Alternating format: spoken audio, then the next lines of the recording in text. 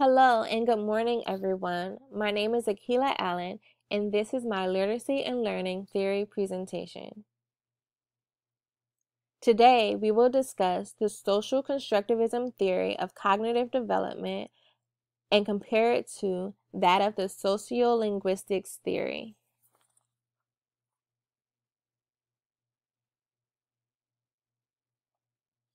Social constructivism stresses the idea that all cognitive function, including learning, are dependent on interactions with other individuals.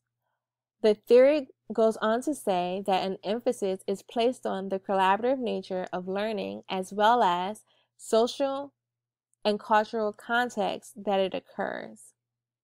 Learning is more than just the assimilation of new knowledge, but rather the process by which learners are continuously incorporated into a knowledge community. All learning is related to an existing understanding with new information building upon and expanding what is already known. Successful learners hammer new ideas within the bounds of old understandings in order to encompass the new experience. Therefore, the perspectives of each learner will always be subjective because each individual will interpret new experiences through the pre-existing framework of understanding based off of their own unique view of the world. Lev Vygotsky, also known as the Mozart of psychology and the father of social constructivism, is a Russian psychologist who believed an individual's interactions and environment contributes to the process of their developing knowledge. In this process, individuals use language as a tool to create their own understanding.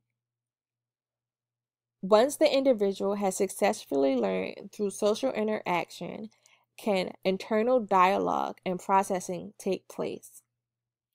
Once on the individual level, a person has the ability to store knowledge and make sense of it later on with new experiences.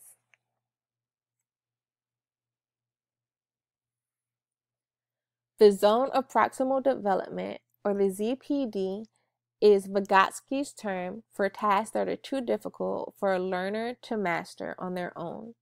These tasks can, however, be mastered with the assistance of a teacher, a parent, or a proficient peer. The ZPD shows us learning occurs at two development levels: actual development and potential development. In order for educators to successfully assist learners, our teaching styles must have features of intersubjectivity, scaffolding, and guided participation.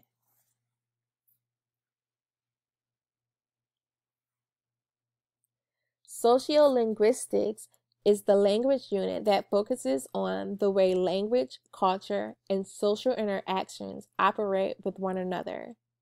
Sociolinguistics examines how individuals with different social identities, such as gender, age, race, ethnicity, and socioeconomic class, speak. Language is a forever changing variable. So how do we put it all together? First, we have to understand that sociolinguistics materialize from the social constructivist theory. We know that learning occurs through all social interactions, and sociolinguistics is defined as language in a social and cultural context. Vygotsky believed language and culture were the framework through which humans experience, communicate, and understand reality. He also states that children use speech not only for social communication, but to help solve problems.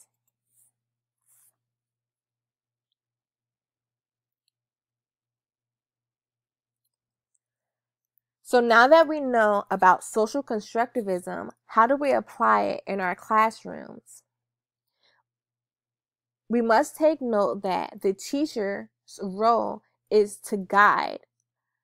The teacher should provide students with opportunities to test their own understandings, and the students in a constructivist learning environment will have a more active role than a student in a general classroom.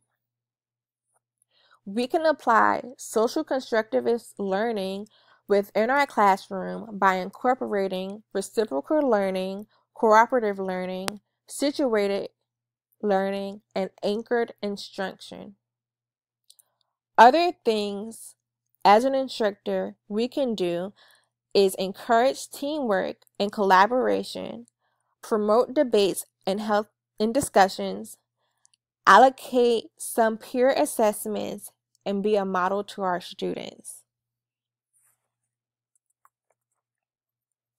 Assessments should be used as a tool to help enhance student learning as well as the teacher's understanding of the student's progress. Ideal constructivist learning assessments include verbal or poster presentations, portfolios, reflective journals, and group-based projects, as well as case studies, debates, and role-playing. All of these examples allow the students to share their own knowledge and work with peers in a more social setting. The goal is to involve students in every step: criteria, method, marking, and feedback.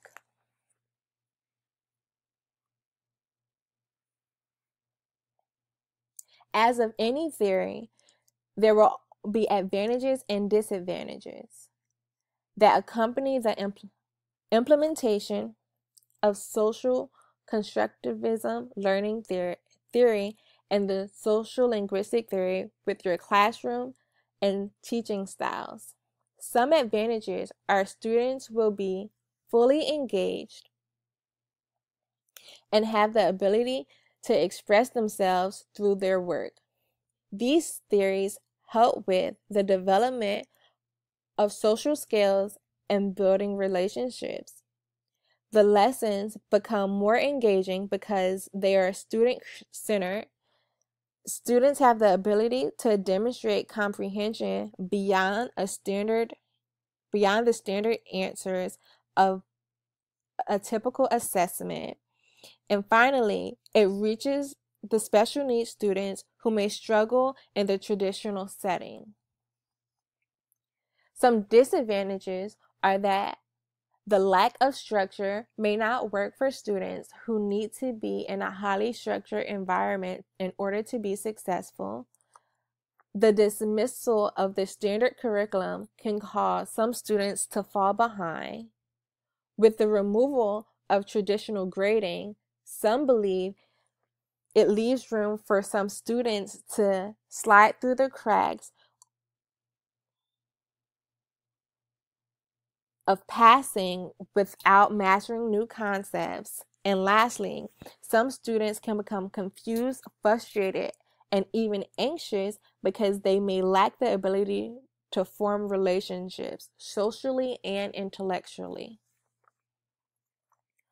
All in all, social constructivism has some flaws, but with great preparation and pre-planning, I believe students may benefit from some of its principles. I personally look forward to incorporating this learning system into my own classroom. I thank you guys for taking the time to listen to my presentation, and I hope you have a great day.